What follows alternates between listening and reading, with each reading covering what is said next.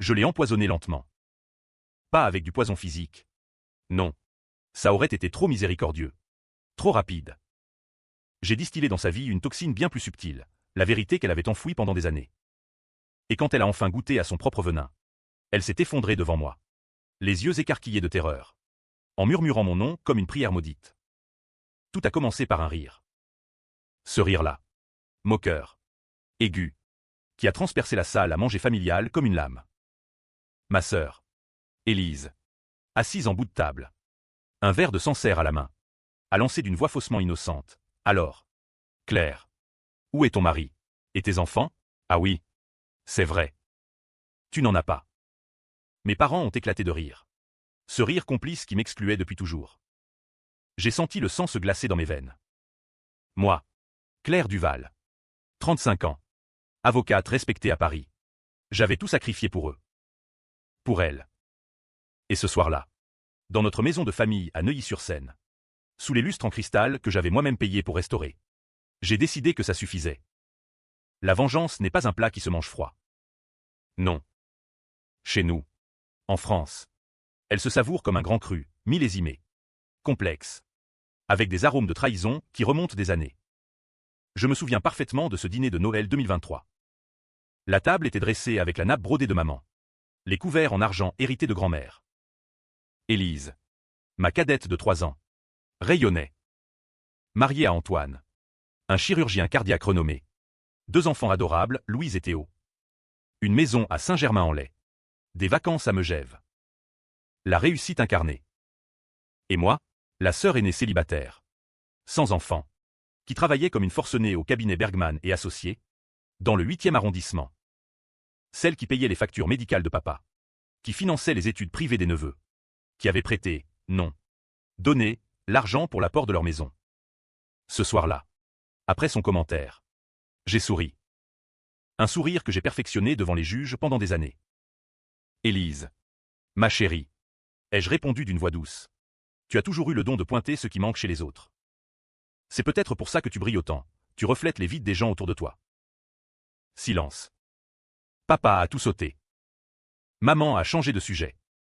Mais Élise m'a lancé un regard venimeux. Elle savait. Elle savait que je savais quelque chose. Car moi, Claire, je portais un secret si lourd qu'il m'avait rongé pendant 15 ans. Un secret que j'avais enterré pour la protéger. Elle, ma petite sœur chérie. C'était en 2008. J'avais 20 ans. Elle 17.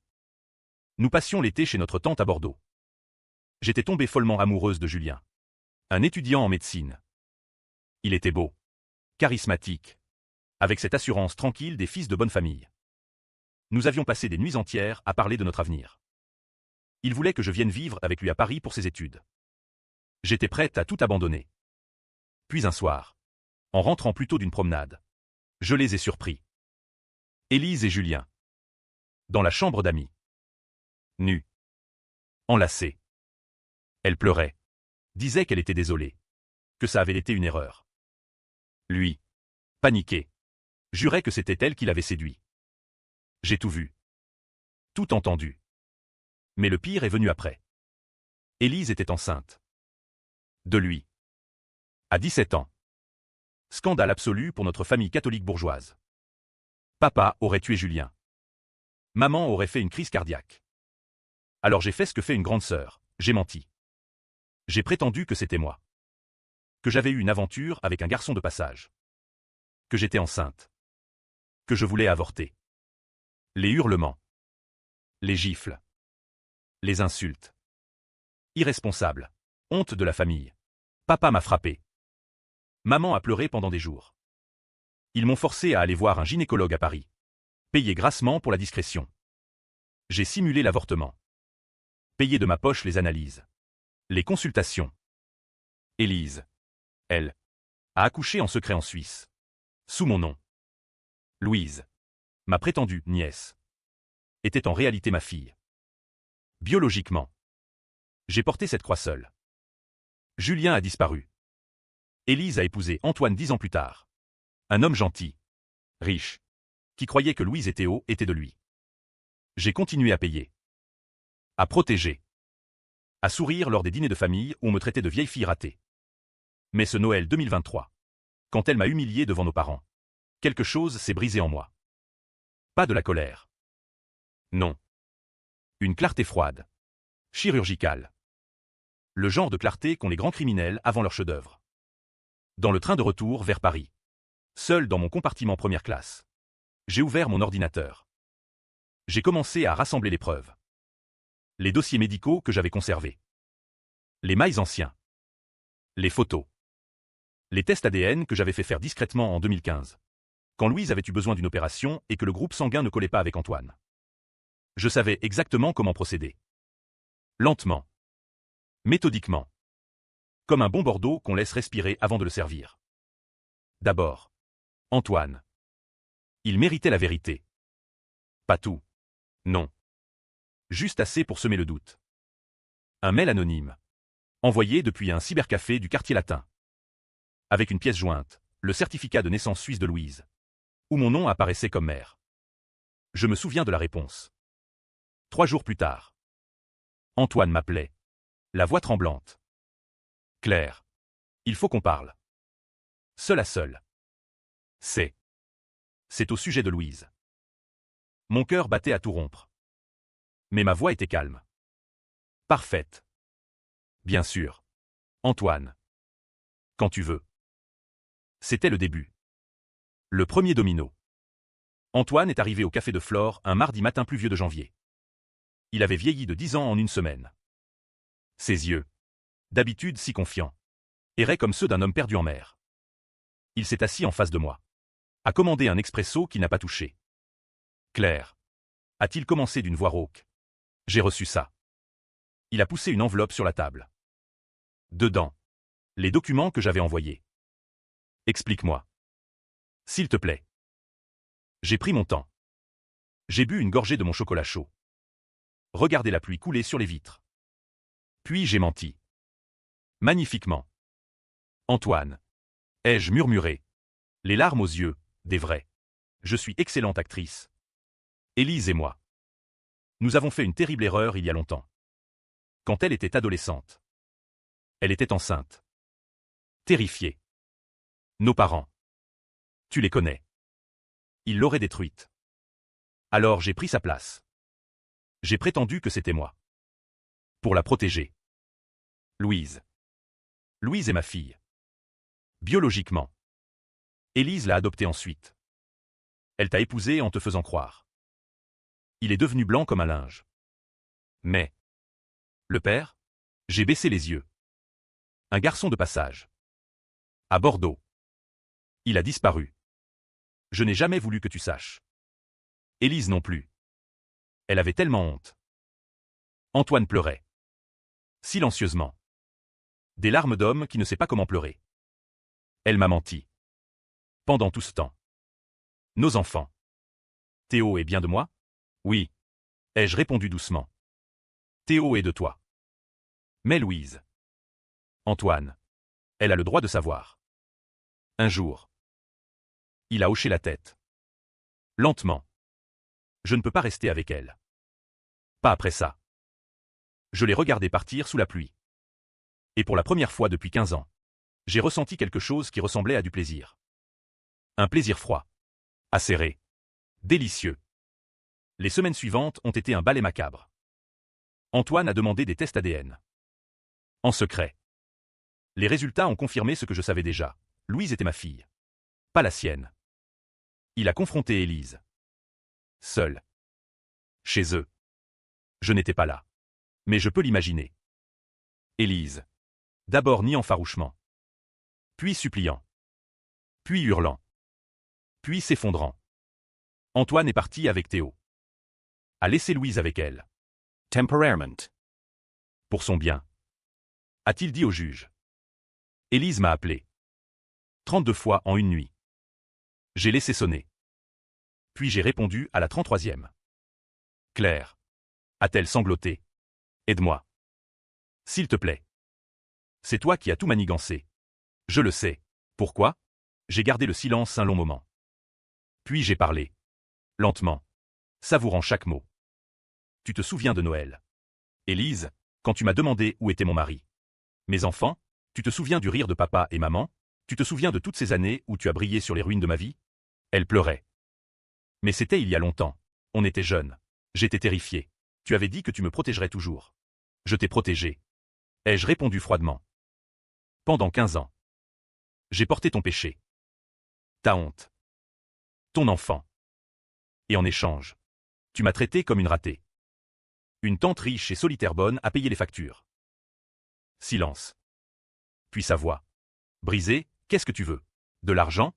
Je te donne tout. Je me suis mise à rire. Un rire vrai. Cette fois. Non. Élise. Je veux que tu ressentes exactement ce que j'ai ressenti.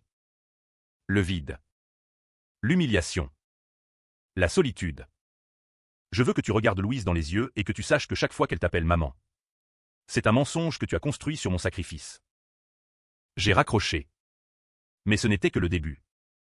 Car il y avait pire. Bien pire. J'avais gardé le meilleur pour la fin. Julien. Le père biologique. Celui qui avait disparu après l'université. Je l'avais retrouvé. Il était devenu psychiatre. Marié. 2 enfants. Une belle vie à Lyon. Je lui ai écrit. Une lettre manuscrite. Avec des photos de Louise. Adulte maintenant. Ses yeux. Ses cheveux. Sa ressemblance frappante avec lui. Il m'a appelé. Paniqué. Qui êtes-vous? Comment avez-vous? Je lui ai tout raconté. Calmement. Et je lui ai proposé un marché, reconnaître Louise publiquement. Où je révélais tout à sa femme. À ses collègues. À la presse médicale. Il a choisi de reconnaître Louise. Et c'est là que tout a basculé. Louise avait 18 ans maintenant. Une belle jeune femme. Étudiante en lettres à la Sorbonne. Intelligente. Sensible. Avec cette mélancolie que je reconnaissais trop bien, la mienne. Quand Julien a contacté Élise pour rencontrer sa fille. Le monde d'Élise s'est définitivement écroulé. Elle a refusé. A menacé. A supplié. Mais Julien avait des droits. Légal. Les tests ADN ne mentaient pas. Je les ai tous réunis. Chez moi. Dans mon appartement haussmannien du 16e. Un dimanche après-midi. Élise est arrivée la première. Amaigrie. Les yeux rougis. Elle m'a supplié à genoux dans l'entrée. Claire. Arrête ça. Je t'en prie. Je ferai tout ce que tu veux. J'ai fermé la porte. Trop tard. Puis Louise. Confuse. Maman m'a dit qu'il y avait une réunion de famille importante. Pourquoi ici? Chez toi? Puis Julien. Nerveux. Accompagné de son avocat. J'ai servi le thé. Des madeleines. Comme une parfaite hôtesse. Et puis j'ai parlé. Louise. Ai-je commencé doucement? Il y a quelque chose que tu dois savoir. Sur ta naissance. Élise s'est levée d'un bond. Ne l'écoute pas. Elle est folle. Elle veut nous détruire. Mais Louise regardait les documents que j'avais posés sur la table. Le certificat de naissance. Les tests ADN. Les photos d'elle bébé. Avec moi à la clinique suisse. Tante Claire. Qu'est-ce que ça veut dire? J'ai pris sa main. Ça veut dire que je suis ta mère. Ma chérie. Ta vraie mère. Élise. Élise t'a élevée.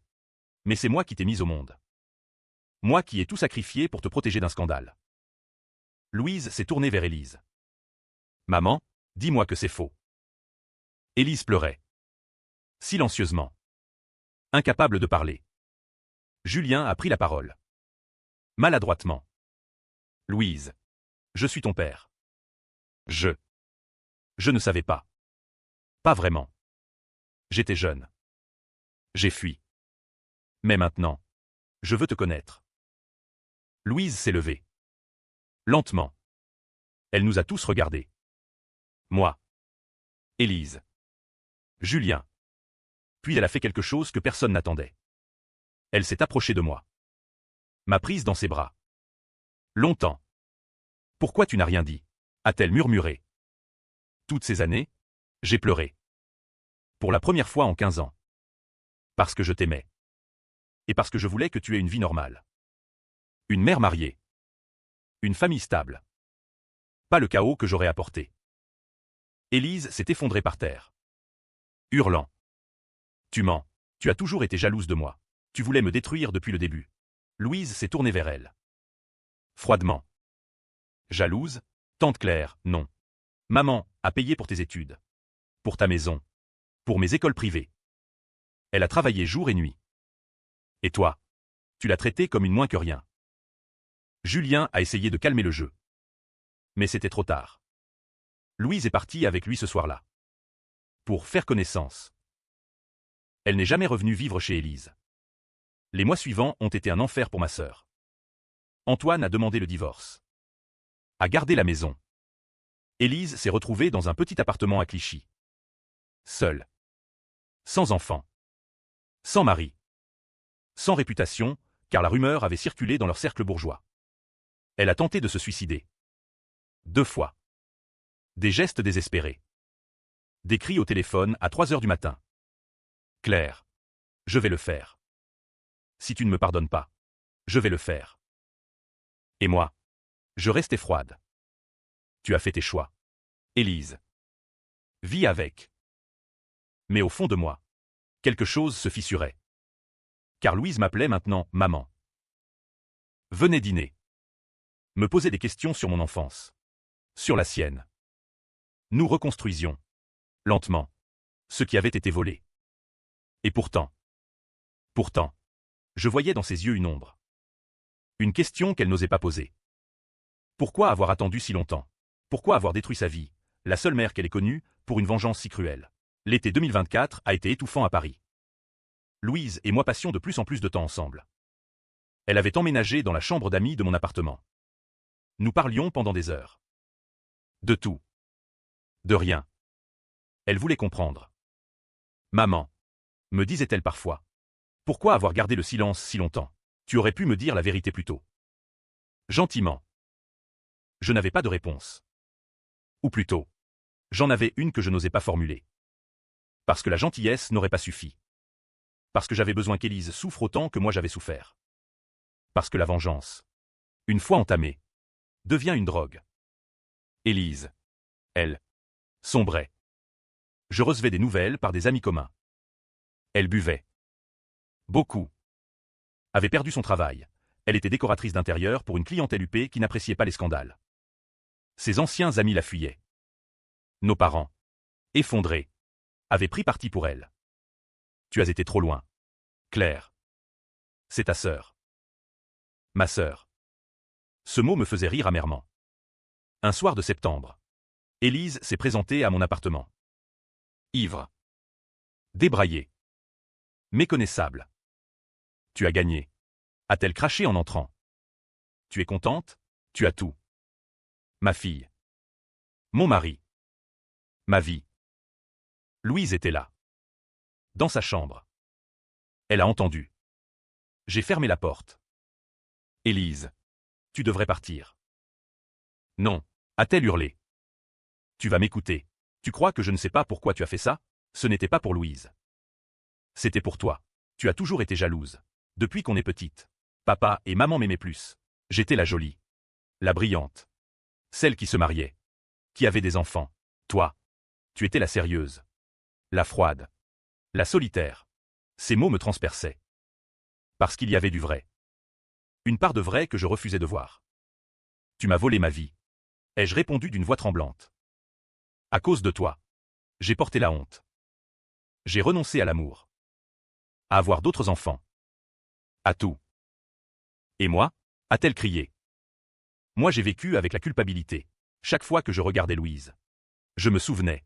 Chaque fois qu'Antoine me touchait. Je me disais que je ne le méritais pas. Tu crois que c'était facile? Louise est sortie de sa chambre. Pâle. Arrêtez. A-t-elle dit doucement. Arrêtez toutes les deux. Élise s'est tournée vers elle. Les bras tendus. Ma chérie. Louise. Je t'en prie. Mais Louise a reculé. Tu m'as menti. Toute ma vie. Tu m'as élevée sur un mensonge. Élise s'est effondrée.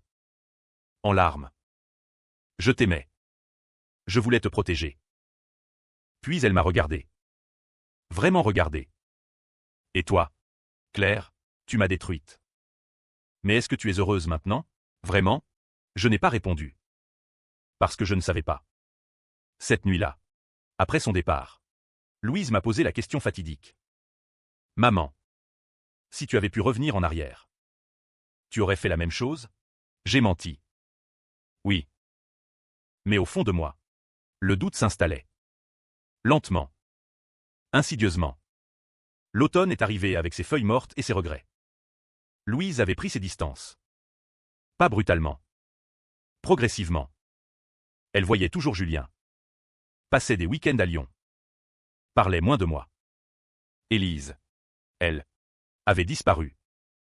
Plus d'appels. Plus de nouvelles. Nos parents disaient qu'elle était partie en Bretagne. Chez une cousine. Pour se reconstruire. Je me retrouvais seul. Plus seul que jamais. Avec ma victoire. Ma vengeance parfaite.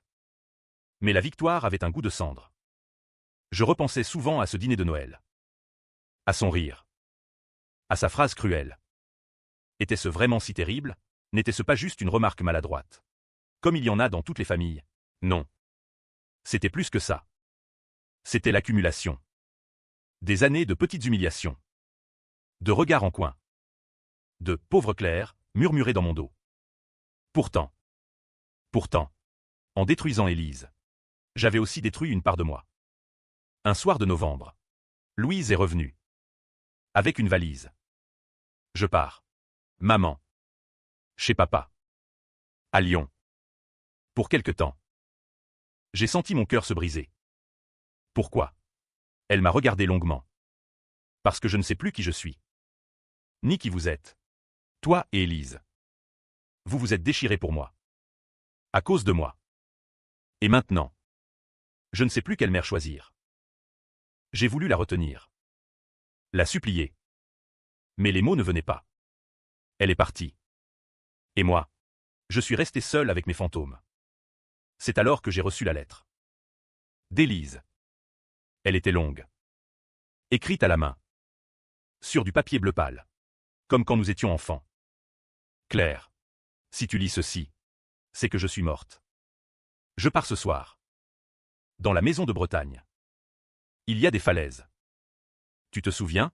On y allait petite. Je vais sauter. Tu as gagné. Complètement. Tu as tout pris. Ma fille me hait. Mon mari me méprise. Mes parents me pleurent déjà. Mais je veux que tu saches quelque chose. Quelque chose que je n'ai jamais osé te dire. Ce n'était pas moi qui ai séduit Julien. C'était lui qui m'avait drogué. À une soirée.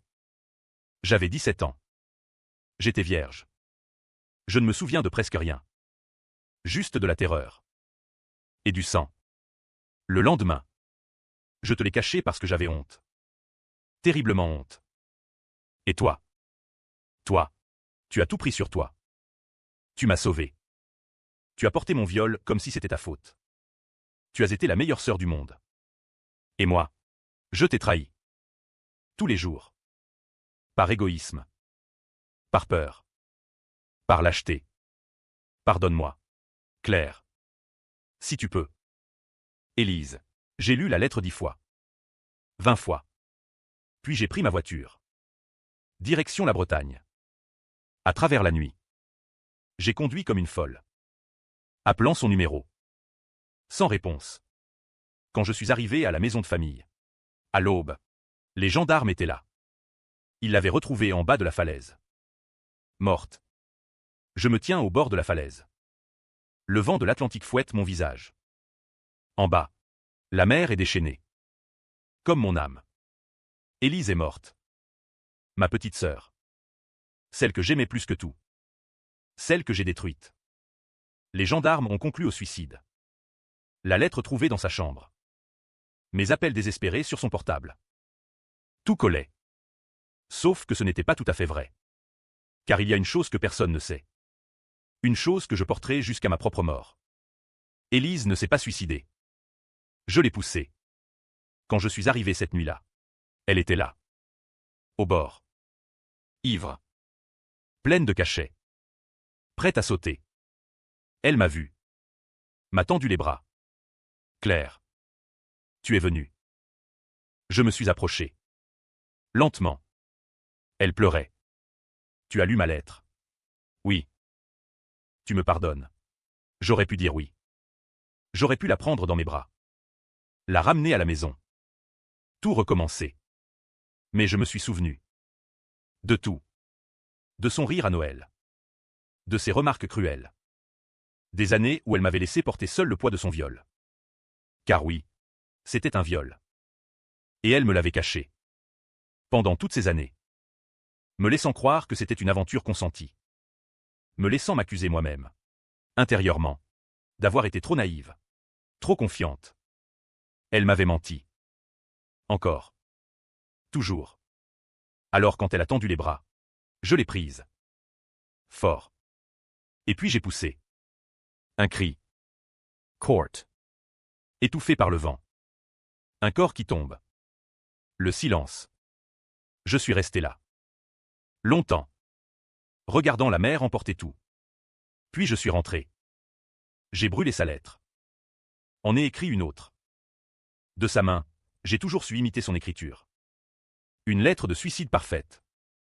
Louise me hait maintenant. Elle sait. Ou plutôt, elle croit savoir. Que j'ai poussé sa mère, celle qui l'a élevée, au suicide par ma vengeance impitoyable. Julien ne veut plus me voir. Mes parents m'ont renié. Je suis seul. Complètement seul. Mais parfois, la nuit, je me demande. Était-ce vraiment de la vengeance? Ou était-ce de la justice? Élise avait été violée. Elle avait souffert. Terriblement. Et moi, je l'avais punie pour ça. Je l'avais punie d'avoir été une victime qui n'avait pas su demander de l'aide. Je l'avais punie d'avoir été humaine. Imparfaite. Comme moi. Alors maintenant, je vis avec ça. Avec le poids d'un meurtre. Disguisé en vengeance. Disguisé en justice. Et je me demande si un jour, quelqu'un comprendra. Que parfois, l'amour et la haine sont la même chose. Que parfois, protéger quelqu'un, c'est le détruire. Que parfois, la pire trahison, c'est celle qu'on se fait à soi-même. Je m'appelle Claire Duval. J'ai tué ma sœur. Et je vivrai avec ça. Jusqu'à ce que la mer m'emporte à mon tour.